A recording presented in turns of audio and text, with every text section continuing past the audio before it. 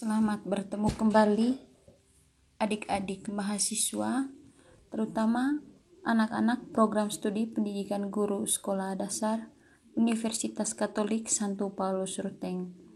Kita bertemu pada mata kuliah pengelolaan kelas dengan topik umum yaitu tentang urgensi hukuman edukatif dalam pengelolaan kelas.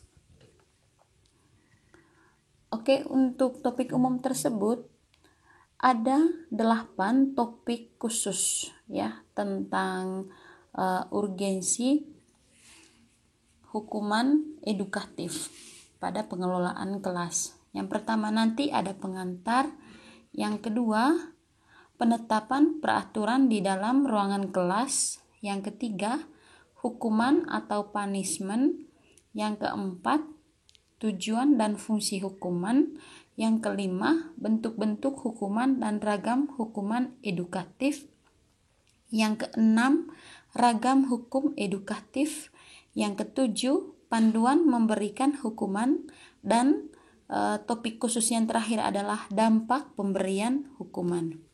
Baik adik-adik, ini ada 8 bagian yang akan kita pelajari pada video kali ini. Saya berharap kalian menyimak dan semoga bermanfaat. Guru adalah manajer di dalam kelas. Sebagai manajer, guru harus saling bekerja sama dengan peserta didik dalam menegakkan disiplin di dalam kelas. Oke. Di sini yang ditekankan itu adalah guru diharapkan mampu bekerja sama dengan anak didik saat pembelajaran berlangsung. Itu. Dengan adanya kerjasama antara guru dan siswa, maka ini akan memudahkan guru menegakkan disiplin di dalam kelas. Artinya, kalau kita sebagai guru tidak dekat atau tidak mampu bekerja sama dengan anak murid kita, maka anak murid kita itu akan membangkang dengan kita. Mereka tidak akan mau mengikuti perkataan kita ataupun perintah kita.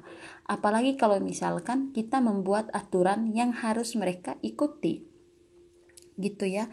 Jadi kalau bersahabat dan hubungannya harmonis dengan anak didik, maka dengan demikian upaya dalam menegakkan disiplin itu akan lebih mudah. Paham ya? Berikutnya, guru dan peserta didik membuat semacam kontrak perjanjian yang berisi aturan atau kedisiplinan yang harus ditaati bersama. Sanksi-sanksi atas indisipliner atau ketidakdisiplinan juga dibuat dan ditaati bersama. Saya pernah menjelaskan tentang pernyataan ini pada video sebelumnya, itu yang mana pada saat kita memulai pembelajaran di awal semester itu kita harus bisa membuat perjanjian dengan murid. Perjanjian ini jika A maka B, begitu, atau siswa diminta untuk mengikuti aturan-aturan tertentu dan guru juga harus mengikuti dan mentaati aturan itu. Artinya begini, aturan itu tidak hanya berlaku bagi siswa tetapi juga bagi guru. Oleh karena itu guru harus mampu memberi contoh yang baik. Caranya bagaimana? Dengan cara mentaati aturan yang sudah dibuat bersama. Itu maksudnya ya. Jadi di sini ditekankan bahwa guru dan peserta didik membuat perjanjian berisi aturan. Artinya ada aturan yang harus diikuti guru juga diikuti oleh siswa. Jadi tidak hanya diikuti oleh satu pihak ya. Kontrak perjanjian antara guru dan murid tersebut akan membuat peserta didik dihargai. Artinya begini, akan membuat peserta didik merasa dihargai. Artinya begini, kalau kita membuat perjanjian dengan siswa kita, maka dengan sendirinya keberadaan mereka itu di ruangan kelas merasa sangat dihargai oleh guru. Itu maksudnya. Jadi nanti kalau mereka merasa dihargai, maka mereka juga akan menghargai kita sebagai guru, dan itulah jalan agar semua aturan itu bisa diikuti baik oleh guru maupun oleh siswa, terutama oleh siswa ya. Berikutnya, berbicara tentang hukuman tidak terlepas dari istilah disiplin. Iya, betul sekali ya. Kemudian disiplin adalah proses pelatihan pikiran dan karakter yang meningkatkan kemampuan untuk mengendalikan diri sendiri dan menumbuhkan ketaatan atau kepatuhan terhadap tata tertib atau nilai tertentu. Nah, penting, disiplin ini penting sekali. Bahkan membuat atau membentuk seseorang menjadi pribadi yang disiplin itu adalah suatu proses yang tidak mudah ya.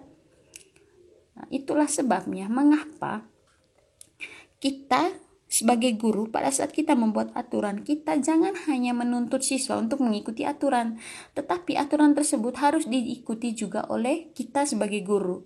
Kita harus menjadi contoh atau model bagi siswa kita. Itu. Karena apa? Karena mereka sedang dalam masa pembentukan karakter disiplin. Gitu. Jadi di sini ditekankan bahwa disiplin itu proses pelatihan pikiran dan karakter untuk meningkatkan kemampuan agar siswa bisa yang pertama mengendalikan diri, menumbuhkan ketaatan atau kepatuhan. Jadi sebenarnya sikap taat dan patuh itu harus dibentuk ya, bukan ada dengan sendirinya dalam diri siswa, bukan, tetapi dibentuk. Caranya dengan itu tadi, dibentuk oleh guru. Pembentukan sikap tersebut itu tidak melalui perintah saja, tidak melalui suruhan saja bahwa kamu harus ikut aturan ini, tidak, tapi melalui contoh, model. Kita harus menunjukkan hal yang positif, hal yang baik, hal yang berkaitan dengan aturan tersebut. Kita harus mengikuti aturan, mengikuti berbagai hal-hal yang berhubungan dengan disiplin itu, agar siswa mengikuti apa yang mereka lihat dari kita. Kemudian berikutnya, penetapan peraturan di dalam ruangan kelas. Ini konteksnya di sekolah dasar ya adik-adik. Secara umum, penetapan peraturan di dalam kelas merupakan serangkaian usaha pengelolaan kelas yang fokusnya pada peraturan dalam ruangan. Jadi, fokusnya di sini adalah aturan di dalam ruangan, situasinya di dalam ruangan kelas. Kemudian, secara khusus pengelolaan kelas dengan menetapkan peraturan di dalam kelas adalah serangkaian usaha untuk mengatur tingkah laku atau perilaku siswa dalam kesehariannya di ruangan kelas. Jadi ini biasanya dilakukan oleh seorang guru kelas ya. Guru kelas itu adalah guru yang mengajar semua mata pelajaran di dalam kelas itu dan hanya mengajar kelas itu. Jadi di sini guru pastinya tahu semua nama peserta didiknya, karakter mereka, sifat mereka masing-masing. Dengan begitu, kalau misalkan kamu seorang guru wali kelas, kamu harus menghafal semua nama-nama peserta didikmu, kemudian latar belakang mereka, karakter keluarga mereka, seperti itu ya. Jadi dengan begitu kamu bisa membuat pertimbangan, menjadikan hal-hal tersebut sebagai pertimbangan saat kamu membuat aturan itu. Karena ini sangat berhubungan dengan pengelolaan kelas kamu, dan ini hanya berlaku di dalam kelas itu. Hal-hal khusus yang berlaku di dalam kelas. Jadi yang kamu bayangkan sekarang adalah kamu menjadi guru kelas dan kamu sedang membuat peraturan di dalam ruangan kelas. Nah, aturan itu harus diikuti oleh anak-anak walimu di dalam kelas dan kamu sebagai guru kelasnya. Kemudian, penetapan peraturan di dalam kelas memiliki peranan yang sangat penting ya. Adanya peraturan di dalam kelas itu perannya dan fungsinya sangatlah penting ya adik-adik. Dengan adanya aturan, begini saja, aturan yang paling sederhana adalah jadwal. Misalkan kamu sudah menunjukkan ketua kelas, lalu ketua kelas memiliki tugas untuk menentukan jadwal membersihkan ruangan kelas, maka aturannya adalah bagi anak-anak yang mendapatkan piket untuk membersihkan ruangan kelas, maka anak-anak tersebut harus ke sekolah 20 menit lebih cepat daripada teman-teman yang lain, sehingga ketika teman-teman kelas yang lain itu datang ke sekolah, mereka datang dalam kondisi kelas yang sudah bersih dan siap untuk dipakai. Itu ya, hal-hal praktis seperti itu. Jadi ada banyak sekali peraturan yang bisa kamu buat sebagai wali kelas, dan itu sesuai dengan kebutuhanmu di dalam kelas Itu sifatnya kontekstual sekali ya, gitu. Kemudian perlu diperhatikan bahwa proses pembuatan dan penetapan peraturan perlu melibatkan siswa. Hal ini bertujuan untuk terbentuknya sikap demokratis pada diri siswa. Iya, penting. Saya selalu menjelaskan dari awal perkuliahan ini bahwa pada saat kita mengelola kelas, lalu kita membuat peraturan di dalam kelas, guru tidak boleh seenaknya membuat peraturan. Ya, kamu harus berpikir bahwa kamu sebagai guru, kamu harus bisa mengajak peserta didikmu untuk sama-sama bersepakat membuat peraturan atau membuat berbagai ketentuan yang harus diikuti baik oleh guru maupun oleh anak walimu, peserta didikmu di dalam kelas. Ini untuk apa? Ini untuk kepentingan bersama di dalam kelas. Ya. Hal ini juga bisa membentuk sikap demokrasi pada diri peserta didik kita. Jadi mereka terbiasa nantinya untuk menentukan atau mengambil keputusan tentang hal-hal tertentu yang nantinya berhubungan dengan banyak orang, maka harus adanya kesepakatan bersama. Begitu. Lalu selain itu, siswa akan merasa dihargai jika diperlakukan seperti itu. Iya, seperti yang saya jelaskan tadi, ketika siswa merasa dihargai, mereka juga akan menghargai kita sebagai guru dan segala hal yang kita buat di dalam kelas akan mereka ikuti ya. Gitu. Jadi, buatlah, ciptakan suasana yang harmonis dan situasi yang bagus gitu. Situasi jangan sampai antara guru dan siswa itu memiliki rasa jengkel atau marah begitu ya. Jangan sampai siswamu tidak menyukai kamu, jangan sampai hal itu terjadi. Buatlah supaya siswamu menyukai kamu dan jadikan kamu sebagai orang yang mereka favoriti begitu. Setelah menetapkan aturan, guru perlu menanamkan kesadaran dalam diri siswa bahwa aturan itu penting untuk diikuti. Nah, setelah kamu sudah bersepakat dengan anak-anak didikmu di dalam kelas untuk berbagai aturan dan ketentuan yang harus diikuti itu, maka kamu sebagai guru bertugas untuk menjelaskan aturan-aturan tersebut. Menyadari mereka bahwa aturan yang kalian buat itu sangatlah penting ya untuk kebersamaan kalian selama tahun yang akan kamu lewati, tahun pembelajaran itu gitu. Jadi kamu juga harus menjelaskan kira-kira apa yang terjadi kalau peraturan tersebut dilanggar oleh peserta didik. Kira-kira apa yang akan terjadi kalau misalkan peserta didikmu mengabaikan aturan tersebut. Kamu harus menjelaskan itu dan harus beri penekanan. Yakinkan kepada siswa agar mereka itu bukan takut ya, tapi mereka berusaha untuk mengikuti segala ketentuan dan peraturan yang sudah dibuat atau disepakati bersama.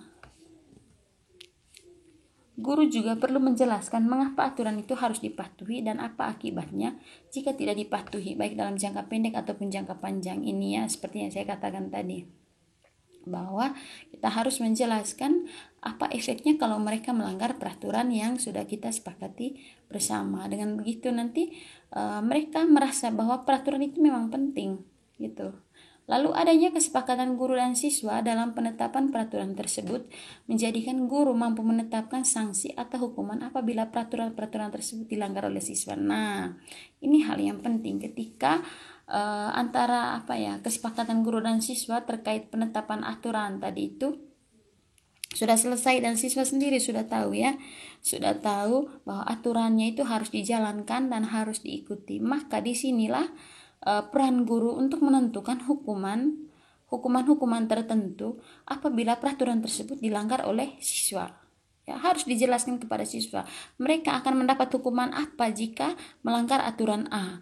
Mereka mendapat hukuman apa jika melanggar aturan B.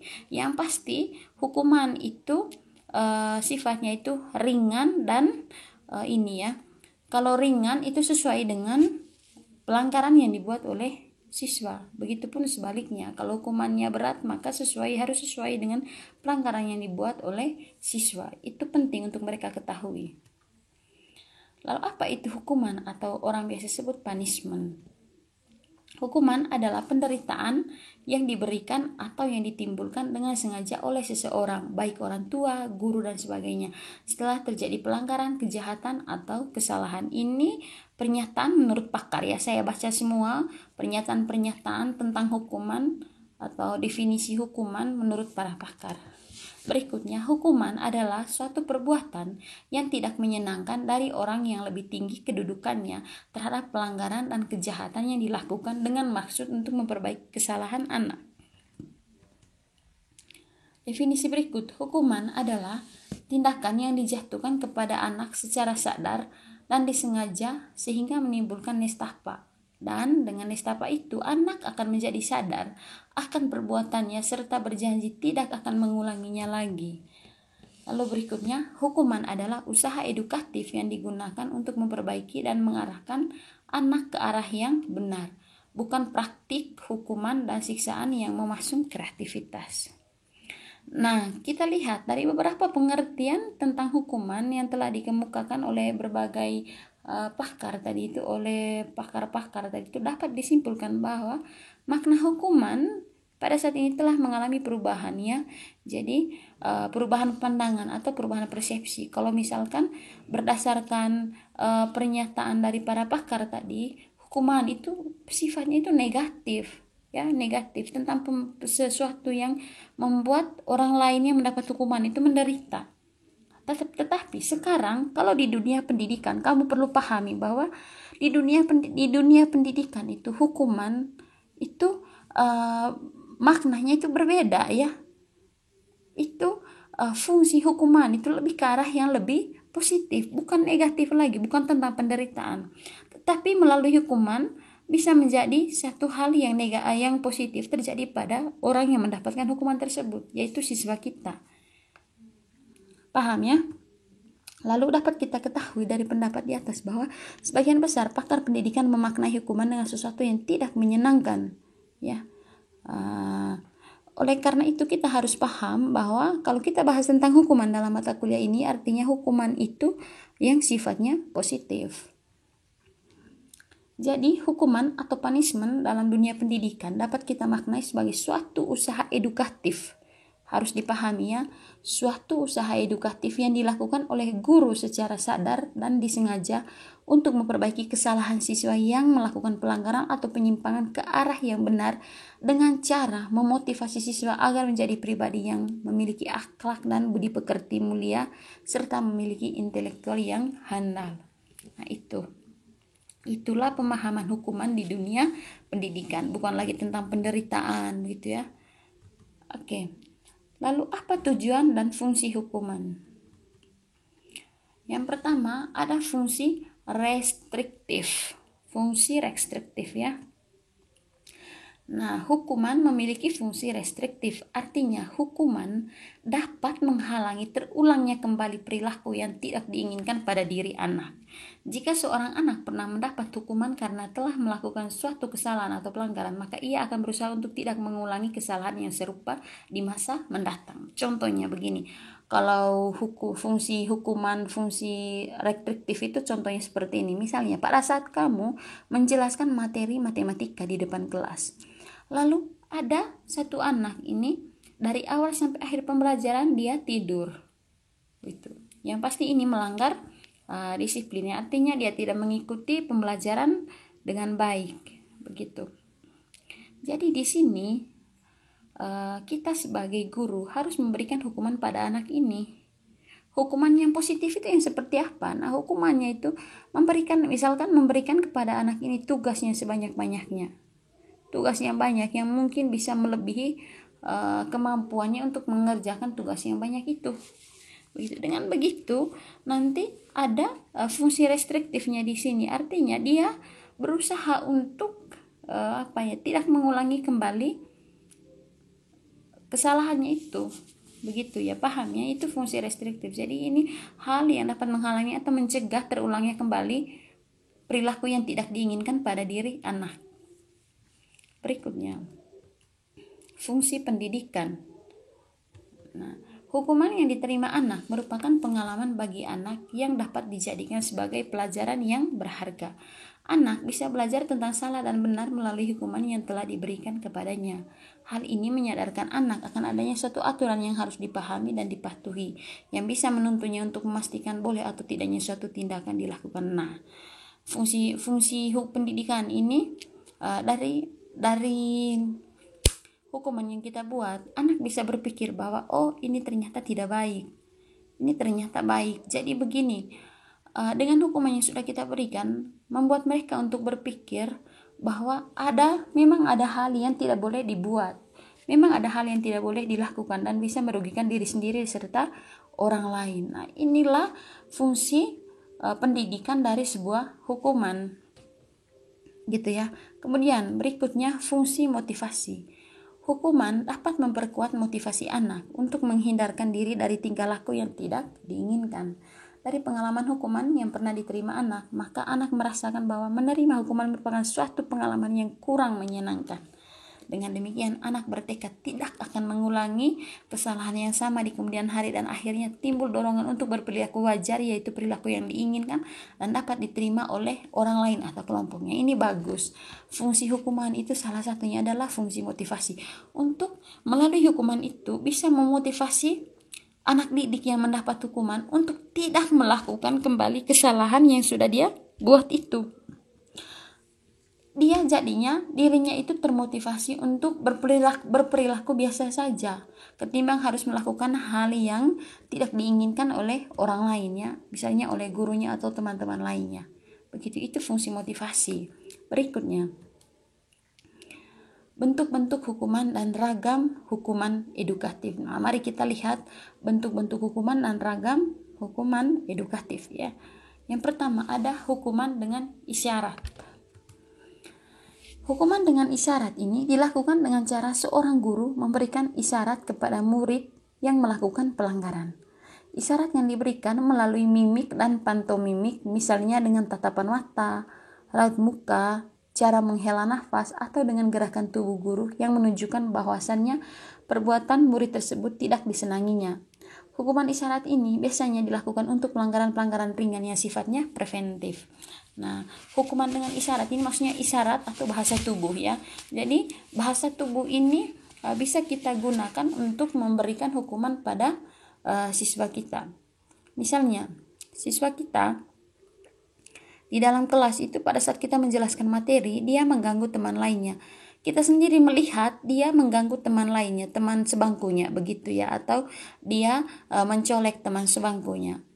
Nah, pada saat itu ini levelnya ringan ya. Kalau pelanggaran seperti itu masuk dalam kategori pelanggaran yang level ringan. Jadi di sini kita bisa memberi hukuman dengan isyarat. Misalnya dengan cara apa? Mata kita melotot ke arahnya dengan muka wajah yang serius. Nah, dengan sendirinya dia akan tahu bahwa guru saya itu melihat saya melakukan sebuah pelanggaran dan dia tidak menyukainya. Itu ya. Jadi dengan sendirinya dia tidak akan mengulangi lagi kesalahan tersebut. Itu hukuman dengan isyarat. Bentuk hukuman berikutnya, hukuman dengan perkataan.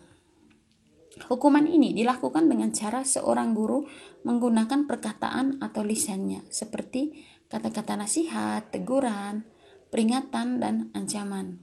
Kata-kata nasihat yang berisi pemberitahuan tentang peraturan.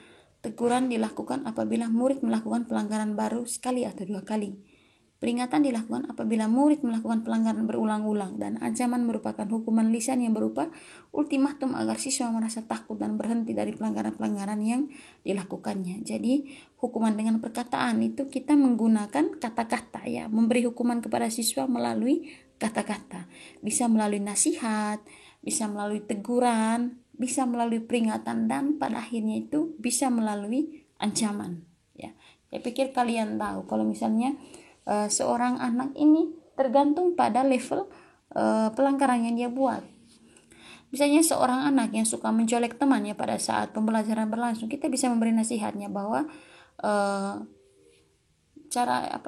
caranya mencolek teman pada saat pembelajaran itu tidak baik, jadi jangan diulangi lagi. Itu nasihat. Kalau misalkan dia masih buat, maka kita memberi teguran pada saat pembelajaran berlangsung atau setelah pembelajaran berlangsung. Bagusnya setelah pembelajaran berlangsung kita memberi teguran bahwa perbuatannya itu yaitu mencolek teman pada saat pembelajaran berlangsung itu tidak baik. Itu. Jadi jangan sampai diulangi lagi. Tapi kalau misalkan dia masih melakukan hal tersebut, maka kita harus beri peringatan dan pada akhirnya kita berhak untuk memberikan ancaman kepada siswa tersebut. Bentuk berikutnya, bentuk hukuman dengan perbuatan. Hukuman ini dilakukan dengan cara seorang guru memerintahkan murid yang melakukan pelanggaran agar melaksanakan suatu pekerjaan atau perbuatan. Seperti apabila murid melakukan pelanggaran, maka murid diminta menghafal, menulis, atau memerintahkan murid melakukan hal yang lainnya. Nah, seperti yang saya contohkan tadi, hukuman dengan perbuatan itu kita meminta siswa untuk melakukan sesuatu yang mungkin bisa membuatnya jengkel atau marah, misalkan menyuruh dia untuk menghafal satu teks yang panjang. Nah, itu kan bisa membuat dia membuat dia jera, ada efek jerahnya. Jadi dia tidak bisa melakukan lagi pelanggaran yang sama. Atau menyuruh dia untuk menulis beberapa beberapa halaman teks, itu yang pasti dia lelah ya, capek untuk menulis. Jadi itu bisa membuatnya untuk tidak melakukan pelanggaran lain. Itu hukuman dengan perbuatan. Atau bisa meminta siswa juga untuk mengerjakan tugas matematika atau tugas-tugas lainnya yang memberatkan dia, begitu, sehingga itu bisa membuatnya untuk tidak melakukan lagi kesalahan atau pelanggaran yang sama, yaitu hukuman dengan perbuatan. Berikutnya, hukuman fisik atau badan. Hukuman ini dilakukan dengan cara seorang guru melakukan perbuatan yang menyakiti badan murid, baik dengan alat maupun tanpa alat, misalnya memukul, mencubit, melempar dengan benda, dan lain sebagainya. Hukuman semacam ini ditentang secara tegas oleh banyak pakar pendidikan karena berdampak negatif terhadap psikologis anak. Jadi ini hukuman fisik atau badan ini memang tidak disarankan ya, tapi ilmunya seperti ini, perlu kalian paham juga. Oke. Ragam hukum edukatif. Kalau tadi itu beberapa bentuk ya, sekarang ragam hukum edukatif. Yang pertama, memperlihatkan wajah masam kepada murid. Jadi salah satu ragam hukum edukatif itu kita memberikan wajah yang menunjukkan bahwa kita tidak menyukai dia melakukan hal itu. Itu maksudnya wajah masam, begitu. Kemudian memberikan time out kepada murid. Kemudian memberikan anak tugas bersih-bersih, itu bisa masih masuk akal ya. Kalau mereka melakukan pelanggaran dan meminta mereka untuk meminta anak tersebut memberi tugas bersih-bersih, itu bersih ruangan kelas, bersih kamar mandi atau WC di sekolah, kayak gitu. Kemudian menyuruh murid meminta maaf. Kemudian menyuruh murid belajar, itu ragam-ragam hukum yang sifatnya edukatif. Menyuruh murid membaca buku di jam-jam terakhir, itu seperti itu. Kemudian menyuruh murid menceritakan isi buku, ya, menyuruh murid menulis, menyuruh murid menggambar. Nah, itu dia ya, ada beberapa tadi itu. Kemudian menyuruh murid menghafal, menyuruh murid bercerita tentang pengalamannya. Itu ada 11 tadi. Kemudian berikutnya panduan memberikan hukuman. Jadi ini ada pedoman atau panduan cara memberikan hukuman kepada siswa. Yang pertama, jangan segera memberikan hukuman, akan tetapi berusahalah untuk memberikan nasihat terlebih dahulu ya. Itu paling penting. Kalau misalkan anak masih baru pertama kali melakukan pelanggaran, maka hal pertama yang dibuat, jangan langsung cubit, jangan langsung marah, jangan langsung memberikan dia tugas yang banyak seperti itu. Jadi berilah nasihat, jangan melakukan kesalahan yang sama seperti itu. Kemudian jangan menjatuhkan hukuman sebelum mengetahui dengan jelas kesalahan-kesalahan murid. Nah, ini penting sekali. Kalau misalkan tiba-tiba ada murid yang datang dengan menangis di depan kamu sebagai guru, lalu kamu tanya, itu kenapa sampai menangis nih? Ada yang ini tadi, ada yang pukul atau berantem dengan teman lainnya. Kamu jangan langsung mencari tahu siapa yang pukul, langsung kamu memberikan hukuman kepada anak tersebut. Nah, itu tidak boleh. Kamu harus mencari tahu, memanggil anak-anak yang mengalami masalah itu seperti apa, lalu kronologinya seperti apa, sehingga kamu sendiri tahu siapa yang melakukan pelanggaran. Nah, dialah yang diberi hukuman, begitu ya. Berikut, jangan sewenang-wenang dalam mengadili seorang murid yang telah berbohong. Ini penting sekali ya, tidak boleh. Kamu harus mencari tahu kira-kira mengapa anak itu berbohong. Oke? Jangan mengeluarkan murid dari ruangan kelas sebagai hukuman. Terkadang si murid melakukan suatu kegaduhan agar Anda segera menyudahi materi pelajaran. Ya, ini penting sekali. Kamu tidak boleh mengusir murid dari ruangan kelas, dan karena mereka berhak untuk mengikuti pembelajaran. Karena apa? Kadang dia melakukan masalah atau membuat masalah di dalam kelas itu karena dia bosan dengan Anda, bosan dengan pembelajaran yang Anda bawakan. Jadi kamu sebagai guru harus koreksi diri. Apa yang perlu kamu perbaiki? Apakah metodenya atau hal lain seperti itu? Ya, berikut. Jangan memberikan hukuman badan, siksaan fisik kecuali memang hal itu adalah alternatif terakhir dan patut untuk dilakukan. Kamu sendiri tahu sebagai guru, kamu tahu kapan kamu melakukan hukuman fisik atau badan begitu. Tapi ini disarankan untuk tidak mudah memberikan hukuman badan atau fisik kepada anak murid. Oke, calon guru berikutnya. Jangan menghina seorang murid supaya tidak tampak kelemahan jiwanya. Nah, ini penting sekali. Kita sebagai guru harus menunjukkan sikap yang baik melalui perilaku maupun perkataan. Jadi, kata-kata hinaan itu tidak boleh muncul dari mulut kamu sebagai guru. Berikutnya, jangan memukul bagian wajah karena hal itu dilarang oleh agama. Ya, saya pikir semua ya, tidak boleh memukul bagian wajah siswa. Kemudian, jangan menghukum semua murid dalam satu kelas karena kesalahan sebagian dari mereka. Iya, jangan sampai ada 2-3 orang yang melakukan kesalahan, lalu kamu meminta mereka untuk apa? Ya, bersihkan untuk anak-anak satu kelas, bersihkan ruangan WC misalkan seperti itu sangat tidak boleh. Harus cari tahu dong siapa yang salah. Jangan sampai ada anak-anak tertentu yang justru tidak suka dan ada yang mengisi kesempatan untuk selalu melakukan kesalahan karena nantinya yang disiksa itu adalah banyak orang atau semua teman-teman di dalam kelas. Jangan mengancam dengan melaporkan ke kantor sekolah kecuali memang terpaksa.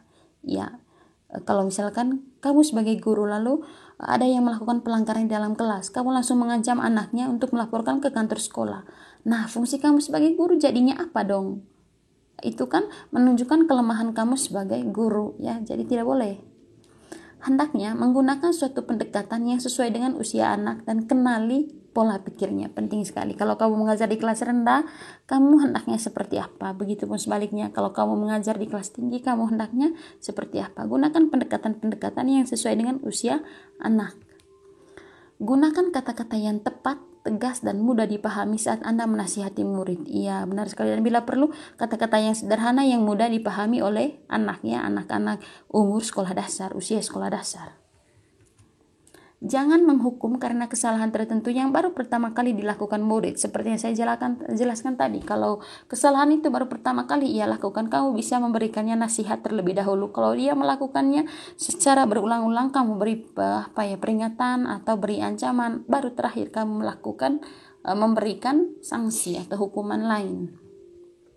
Dalam menghukum sebaiknya harus ada hubungannya, misalnya mengotori kelas, maka hukumannya membersihkannya. Penting sekali, jangan sampai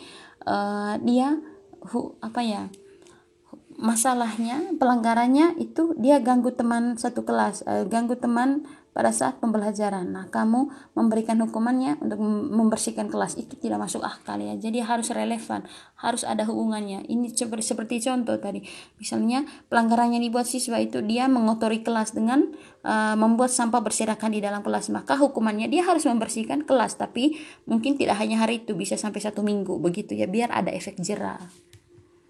Lalu dalam menghukum, guru harus bersikap adil. Artinya guru tidak membeda-bedakan murid. Hukuman yang diberikan guru harus sepadan dengan kesalahan yang dilakukan semua peserta didik. Artinya satu jenis kesalahan yang dilakukan oleh salah seorang peserta didik itu harus memberikan hukuman yang sama apabila peserta didik lain juga melakukan kesalahan yang sama. Paham ya?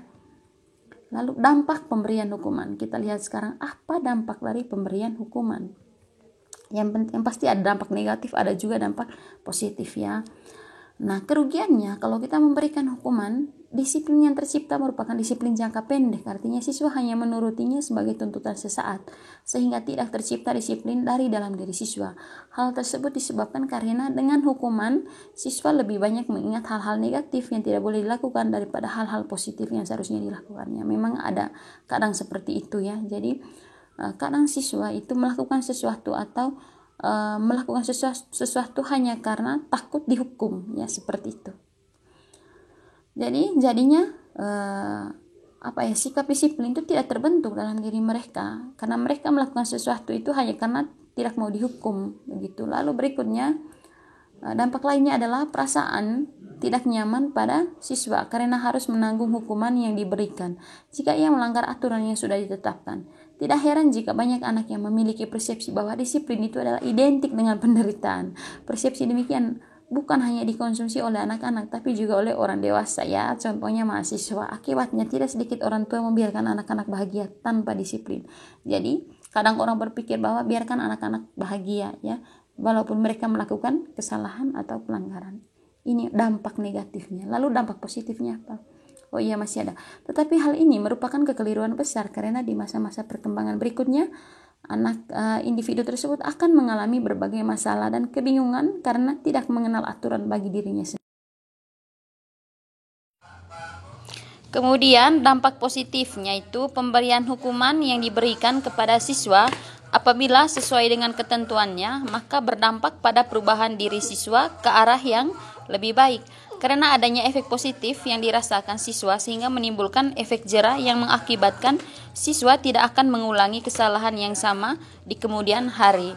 Baik, untuk dampak positif ini memang itu terjadi pada siswa-siswa yang menyadari betapa pentingnya hukuman yang mereka terima. Gitu ya, itu tapi ini langka sekali terjadi karena biasanya anak-anak itu tidak melanggar aturan hanya karena mereka itu takut dihukum. Tetapi biasanya anak kelas tinggi itu mereka akan merasakan dampak positif dari pemberian hukuman. Itu. Kemudian selanjutnya pada anak-anak kelas rendah, kalau kita mau mencari tahu bagaimana caranya supaya mereka supaya mereka mengikuti aturan tanpa harus